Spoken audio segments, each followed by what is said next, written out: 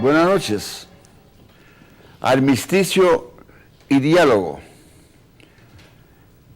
Estos son las voces con las que se anunció el diálogo organizado por el gobierno, más propiamente dicho por el señor presidente de la República. Pero, mis queridos amigos, yo no sé qué se ha querido decir con la palabra armisticio. Armisticio, en el buen lenguaje castellano, quiere decir suspensión de hostilidades entre dos pueblos o dos naciones que se encuentran en estado de guerra. Que nosotros sepamos, en el Perú no existe ningún estado de guerra entre el gobierno y los grupos políticos. Sin embargo, se ha hablado del armisticio y también de diálogo. El diálogo se está produciendo en Palacio de Gobierno, pero realmente este hecho no tiene precedentes en la historia política del país. El diálogo, mis queridos amigos, en un sistema democrático es lo que significa el equilibrio entre los poderes del Estado, entre el poder ejecutivo y el poder legislativo. Y el diálogo siempre se ha llevado a cabo, como se realiza en cualquier sistema democrático, en el seno del Congreso de la República. Sin embargo, hemos visto que en estas últimas 24 horas están desfilando algunos grupos políticos haciendo cola para conversar, ya ni siquiera con el señor presidente, sino con el presidente del Consejo de Ministros. Y tampoco asisten todos los grupos políticos en conjunto, como debiera ser en todo caso, sino grupo por grupo. En estas circunstancias no sabemos qué cosa conversarán los miembros del gabinete con todos y cada uno de los grupos, pero de forma separada.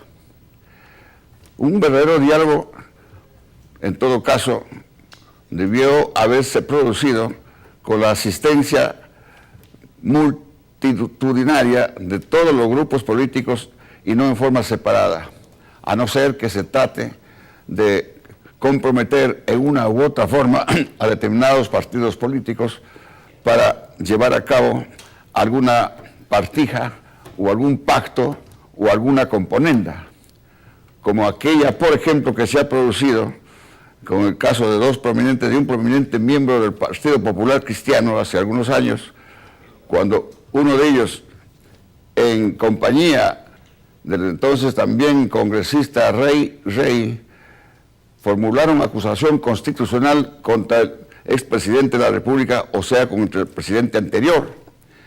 Y poco después, cuando este presidente asumió el gobierno, estos personajes que lo acusaron por corrupción y por enriquecimiento ilícito, se pusieron a sus pies y fueron todos los dos, a su turno, ministros de defensa, y uno de ellos terminó de embajador en Italia.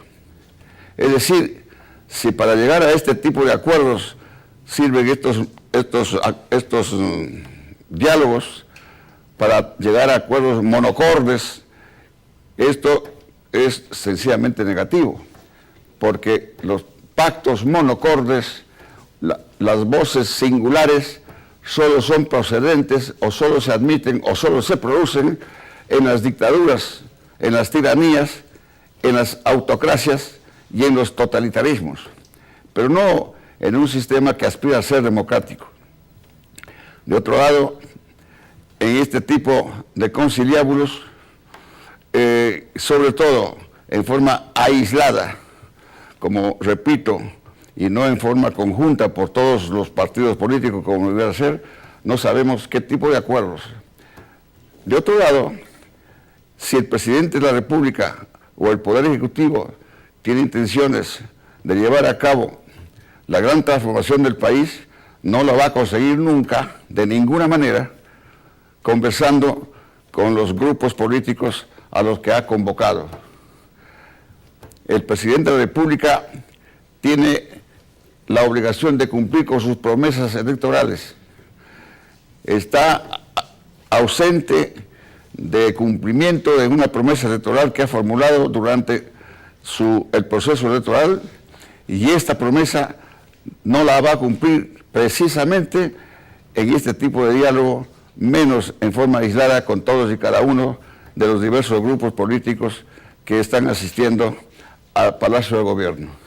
Mis queridos amigos, repito pues que este tipo de diálogo monocorre no tiene precedentes en la historia. No sé cuáles son los fines o los objetivos que se persigue. Es la primera vez que estamos asistiendo a este tipo de cosas, porque, repito, el verdadero diálogo en un país que aspira a ser democrático y que aspira a mantener el equilibrio de poderes se produce en el seno del Congreso de la República y no en los pasillos del Palacio de Gobierno. Gracias, buenas noches.